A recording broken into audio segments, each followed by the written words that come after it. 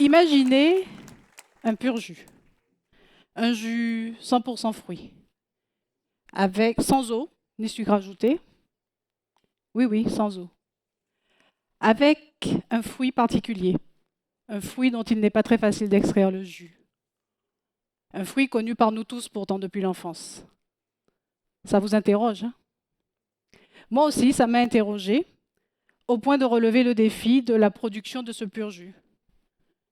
Défi relevé, défi réussi, après 4 ans de travail quand même en France, à l'INRA, devenu depuis l'INRAE, Institut national de la recherche pour l'agriculture, l'alimentation et l'environnement. Nous avons même déposé un brevet sur le produit que nous avons obtenu et j'ai pu commencer à travailler sur le projet de production de ce pur jus.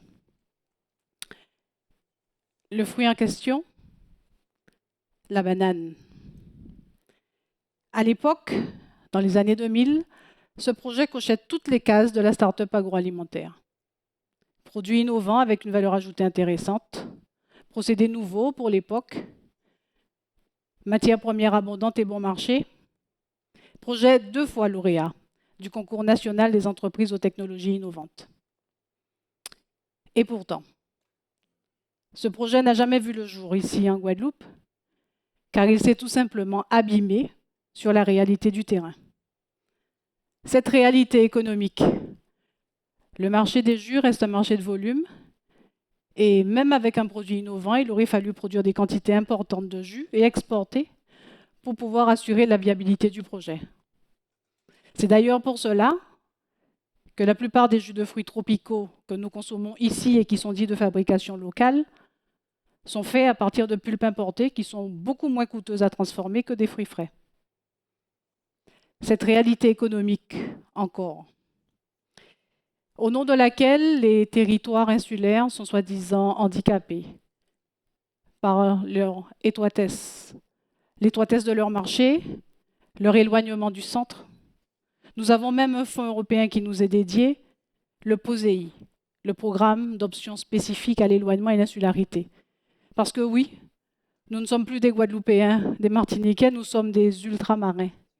Et nos pays sont des territoires ou des régions ultra-périphériques. Enfin bref. Après 8 ans passés à porter ce projet, j'ai tout de même dû me rendre à l'évidence. Ce pur jus de banane, qui était une prouesse technologique, ne débouchait pas ici, en Guadeloupe, sur un projet économique viable. Et vous avez devant vous, aujourd'hui, une vingtaine d'années après, le dernier témoin de cette aventure.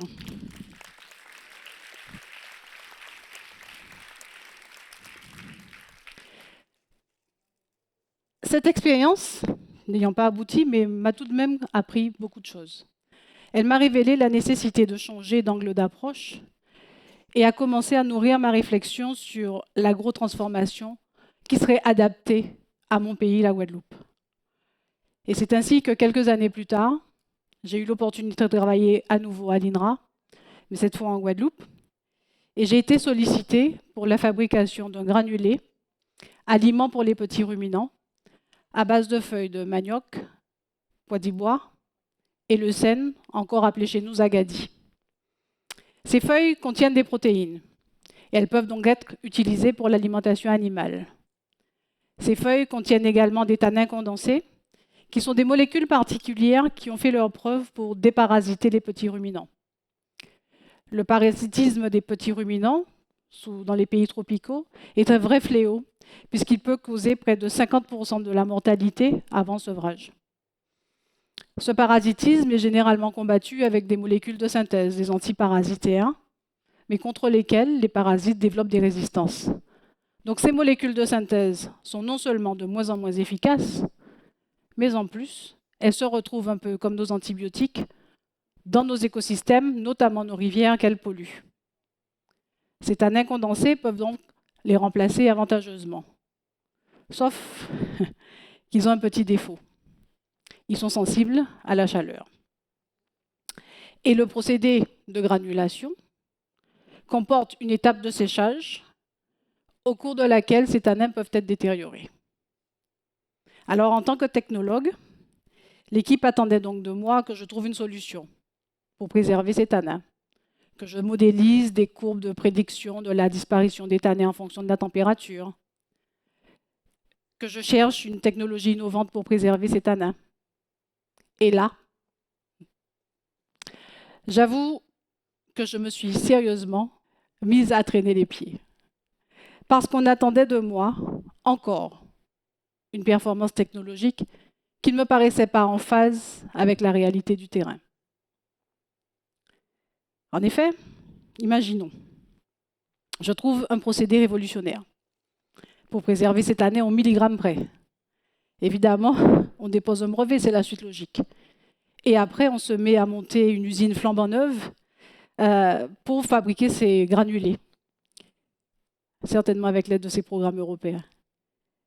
Et nous nous mettons à commercialiser ces granulés pour les agriculteurs, à un prix rémunérateur, bien sûr, parce qu'il faut quand même assurer la viabilité du projet économique, et aussi pour s'assurer un petit retour sur investissement, quand même. Quelle belle revanche, hein, sur ce projet de jus de banane non abouti. Et après avoir été Madame Jus de Banane, il y a des surnoms plus faciles à porter que d'autres, hein, mais donc après avoir été Madame Jus de Banane, me voilà bien partie pour devenir Madame Granulé High-Tech. Et pourtant, une question ne quitte pas mon esprit. Ces granulés miracles seront-ils accessibles aux agriculteurs qui, pour la plupart chez nous, sont installés sur de petites surfaces et dont ils ont du mal parfois à tirer un revenu correct? Ce n'est pas sûr du tout. Alors, cela a valu de grandes discussions avec mon directeur de thèse, puisque ces travaux ont fait l'objet d'une thèse que j'ai soutenue en janvier 2020. Et après de nombreux échanges, nous avons trouvé ensemble la stratégie que nous allions adopter. Alors oui, nous ferions bien des granulés, à partir de feuilles de manioc, de pois d'ibois et de leucène. Mais ce que nous allions rechercher par-dessus tout, ce sont les avantages économiques, sociaux, culturels d'une approche holistique, c'est-à-dire d'une approche globale de ce projet.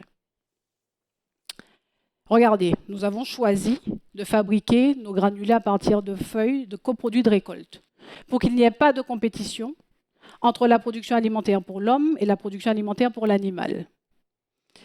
Nous mangeons les tubercules de manioc, mais nous ne mangeons pas les feuilles. Nous mangeons les pois d'ibois, mais nous laissons les feuilles. Et le leucène, quant à lui, c'est une plante barrière que les agriculteurs peuvent planter en périphérie de leur exploitation et qui sert de fourrage d'appoint et de coupe-vent.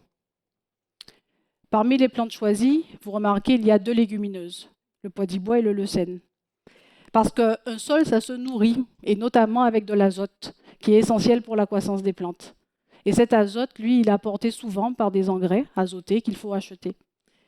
Les légumineuses ont ceci de particulier qu'elles peuvent fixer l'azote de l'air dans le sol, comme ça, naturellement. L'emploi de ces légumineuses permet donc de diminuer la quantité d'engrais azotés à amener sur les exploitations. Et ce sont donc des pratiques agroécologiques que nos agriculteurs développent pour effectivement préserver la qualité de leur sol. Concernant le procédé de fabrication, nous avons posé un postulat. Nous allons utiliser le séchage solaire, point. Une technologie simple, accessible et facile à mettre en œuvre chez nos agriculteurs. Nous nous plaçons donc résolument dans le concept d'innovation frugale qui consiste à répondre à un besoin de la manière la plus simple et la plus efficace possible, tout en utilisant un minimum de ressources. Et vous savez tous la nécessité que nous avons aujourd'hui de préserver nos ressources, et notamment nos ressources énergétiques. Ainsi, notre travail a essentiellement consisté à fabriquer ces granulés, à s'assurer effectivement ensuite qu'ils étaient efficaces pour à la fois nourrir et soigner les petits ruminants. Et ceci étant fait, nous sommes allés au-delà de ces aspects techniques et scientifiques. Nous nous sommes intéressés à l'environnement socio-économique de notre projet. Et nous avons choisi de placer notre procédé de fabrication au sein d'exploitations placées en système polyculture élevage. Ces systèmes, comme leur nom l'indique, permettent des interactions entre les végétaux et les animaux.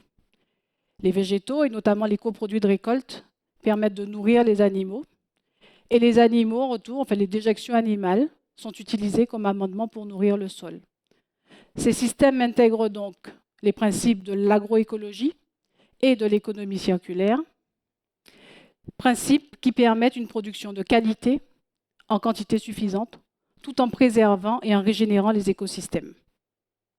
Alors, faisons le bilan.